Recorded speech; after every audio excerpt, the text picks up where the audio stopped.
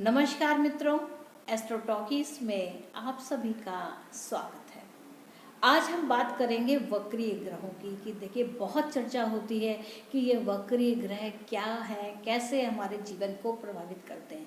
तो देखिए हम जानते हैं कि हमारे ये जो 9 ग्रह हैं यानी कि सूर्य, चंद्र, मंगल, बुध, गुरु, शुक्र, शनि और जिनको 2 और ग्रहों को कहा है ग्रह क्या, यह उनकी छाया है। छाया ग्रह यानी कि राहु केतु। तो देखिए राहु और केतु तो सर्वदा ही वक्री होते हैं, क्योंकि देखिए आप अगर खड़े होते हैं तो सूर्य की जब रोशनी में आप खड़े होते हैं तो आपकी जो छाया होती है वह आपके विपरीत पड़ती है। आप जहाँ भी खड़े होंगे वह आपके विपरीत पड़ेगी। तो जो ऐसी अवस्था होती है यानी कि आपकी छाया वक्री है, वक्री अवस्था को गई। यानी कि अगर इसी को अगर हम देखें तो राहु और केतु जो है वह वक्री अवस्था को देने वाले होते हैं, जिनको छाया ग्रह कहा गया है। अब अगर बात करें कि जैसे मरकरी है यानी कि बुध है, शुक्र है, तो इनका जो पथ है यानी कि ये जिस मार्ग पर चलते हैं तो यह एक राशि को परिवर्तित करने में लगभग 1 मास का समय लेते हैं। वहीं पृथ्वी से जो जितने भी ग्रह दूर हैं वह उतना ही ज़्यादा समय लेते हैं। यानी कि सूर्य की परिक्रमा तो सभी ग्रह करते हैं। तो ऐसी अवस्था में क्या है कि जो हमारा बुध है वह सूर्य का चक्कर काटता है, शुक्र भी सूर्य का चक्कर काटता है, परंतु क्या है यह सब बहुत नज़दीक है, बहुत पास है। किसके? सूर्य के पास है। अब बात आती है कि अगर पृथ्वी के इर्द गिर्द क्या है, तो देखिए पृथ्वी के जो इर्द गिर्द है वो सबसे पहले तो चंद्र है। यानी कि चंद्र पृथ्वी क्या, पृथ्वी पर रहने वाले जितने भी जीव जंतु हैं जिसमें हम मनुष्य भी शामिल हैं, तो ऐसे जब पृथ्वी पर रहने वाले जितने लोग हैं उन पर चंद्र का विशेष प्रभाव रहता है। यानी कि मन मस्तिष्क की धारा यानी कि सुख की धारा बहुत ज़्यादा होती है, क्योंकि चंद्र कहीं ना कहीं सुख की बात सोचता है। वो मिले या ना मिले ये एक डिफरेंट बात है, लेकिन जो चंद्र है जो पृथ्वी से जुड़ा हुआ है, यानी कि चंद्र जो है वह पृथ्वी के चक्कर काटता हुआ अपने राशि पथ को पूरा करता है। बात आती है मंगल की। तो मंगल क्या है, अब चूंकि पृथ्वी बीच में मनुष्य आ गया तो मंगल यहाँ से दूर हुए। साथ ही साथ क्या हुआ कि हमारे जो गुरु और शुक्र है, गुरु और शनि हैं, यह और दूर हुए।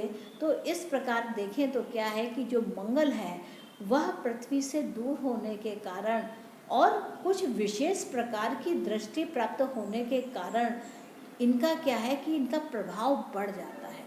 अब जैसे जिन ग्रहों को विशेष दृष्टियाँ प्राप्त हैं, तो विशेष दृष्टि मंगल को प्राप्त है, विशेष दृष्टि गुरु को प्राप्त है और विशेष दृष्टि शनि को प्राप्त है। तो समझने वाली बात क्या है, यानी कि बुध और शुक्र तो शॉर्ट टर्म को आए, हंसे खेले और चलते बने, लेकिन मंगल यानी कि जो ब्रेवरी को दिखाता है, आपकी बहादुरी को दिखाता है, आपके अंदर की क्षमता को दिखाता है, या अगर इसका निगेटिव रूप कहें तो आपके उग्र भाव को दिखाता है, यानी कि गुस्से को दिखाता है, तो यह मंगल का स्वरूप होता है। अब मंगल अगर वक्री हो गए तो वक्री होने में क्या है कि वह जिस राशि में बैठे उस राशि से जब वक्री हो यानी कि उल्टे चले, यानी कि बैकवर्ड वाली एक राशि पर आ गए। मान लीजिए कि मंगल जो है वह सिंह राशि में है और जब यह वक्रियत इन्होंने प्राप्त किया तो यह फल देंगे किसका? कर्क राशि का भी। यानी कि मंगल सिंह राशि और कर्क राशि में प्रभाव देने वाले हुए, क्योंकि पहले तो यह मार्गी होकर के आगे बढ़ते हैं, फिर एक समय इनको वक्रत्व प्राप्त होता है तो ये बैकवर्ड चलना शुरू करते हैं और पीछे आते हैं तो ये कर्क राशि तक आ जाते हैं। यानी कि इन्होंने प्रभावित किया किसको? एक तो सिंह राशि को, दूसरी कर्क राशि को। इसके साथ क्या, अगर इनकी दृष्टियों को देखें तो इनको विशेष दृष्टि प्राप्त है।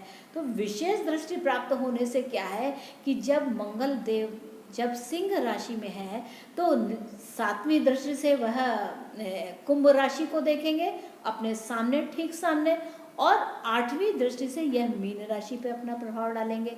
आठवीं दृष्टि का मतलब है कि संहारक दृष्टि, मंगल की जो आठवीं होती है यानी कि आठवें भाव से संबंध रखने वाली, तो यह यहाँ पर क्या है, किसी प्रकार का एक बड़ा ट्रांसफॉर्मेशन, मृत्यु तुल्य कष्ट, इस प्रकार की संभावनाओं को देती है। वहीं अगर हम इनकी मंगल की, क्योंकि मंगल का जो स्वभाव है वह उग्रता लिए हुए है, बल लिए हुए है, काफ़ी बलशाली होते हैं, बहादुर होते हैं, तेज होते हैं, तीव्र होते हैं, पल में तोला पल में माशा होने वाले होते हैं, जो हनुमान जी का स्वरूप है कि अचानक ही उन्होंने अपना जो रूप बड़ा करके और रावण को दिखाया था। तो वो क्या है कि मंगल का बल जागृत हुआ है। मंगल उनका जो हनुमान जी के जो व्यक्तित्व को बताया गया है कि उन्होंने ऐसा स्वरूप, इतना बड़ा स्वरूप रखा और कभी वो बिल्कुल मशक समान हो गए, बिल्कुल छोटे से हो गए। तो ये क्या है कि मंगल आवश्यकता के अनुसार अगर उनका विवेक है, अगर वो सही निर्णय लेते हैं, यानी कि सही निर्णय तो उनको सूर्य से आता है, तो क्या है उन्होंने उस भाव को लेकर के, यानी कि मंगल बहुत हाई लेवल पर भी हो सकता है, मंगल बहुत नीचे लेवल पर भी हो सकता है कि जहाँ वह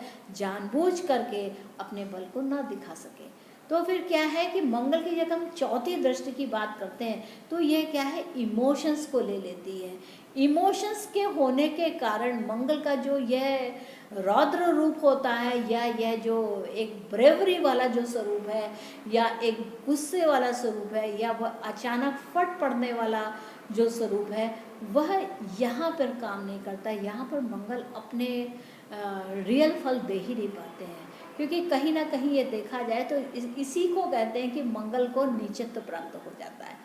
तो यह स्थिति बन जाती। तो मंगल देव यहाँ पर जब भाव से, दृष्टियों से जब संबंध करते हैं, वक्री अवस्था में होते हैं, तो एक अपने जिस राशि में उपस्थित हैं, साथ में जहाँ इन्होंने दृष्टि डाली, यानी कि 3 भाव में दृष्टि डाली, तो कुल मिला के कितने हो गए, 4 भाव हो गए।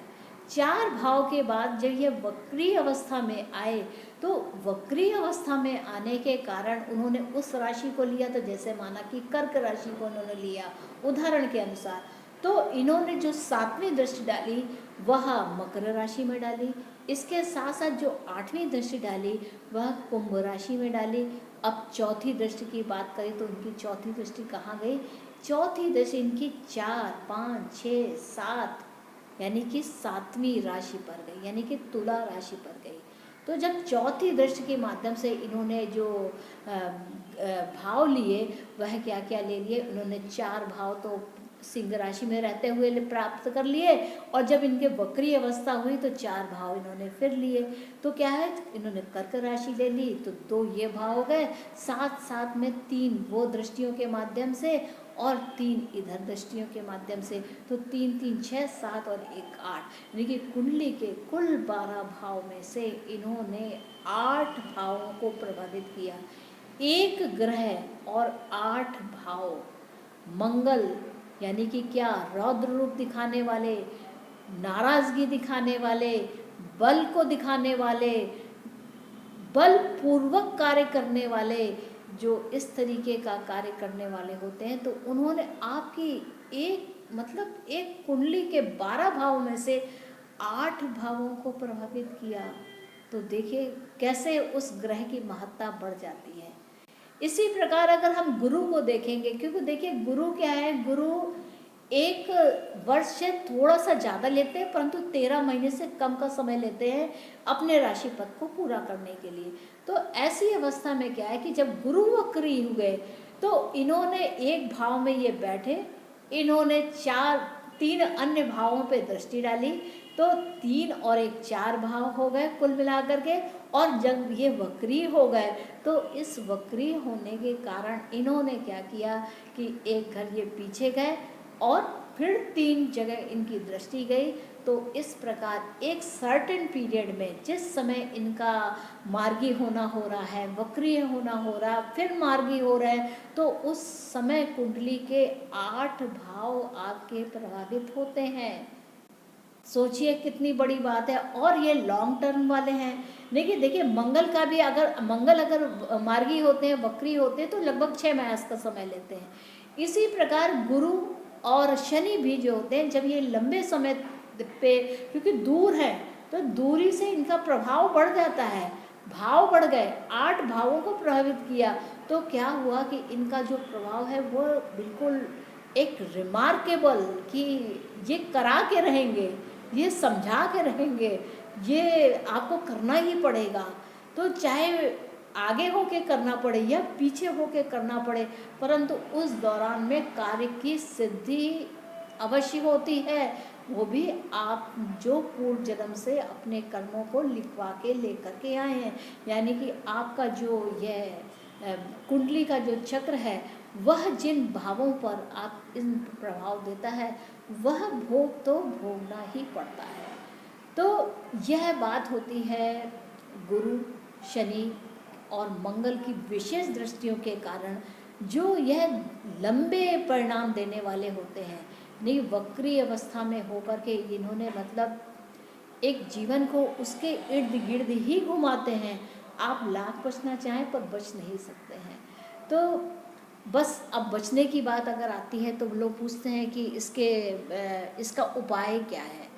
तो देखिए, जब गुरु आपका वक्री हो तो आप अपने जो भी आपको रास्ता दिखाने वाले लोग हों, आपके टीचर्स हों, भले ही वह आपसे उम्र में छोटा हो या किसी भी आयु का हो, तो आप उसका सम्मान करें, यानी कि उसके दिशा निर्देशों का पालन करें, या उसने कोई बात बताई है, सिखाई है, तो उसका अनुसरण करें, उसकी बात को सुने, उसको समझें और उसके अनुसार कार्य करें।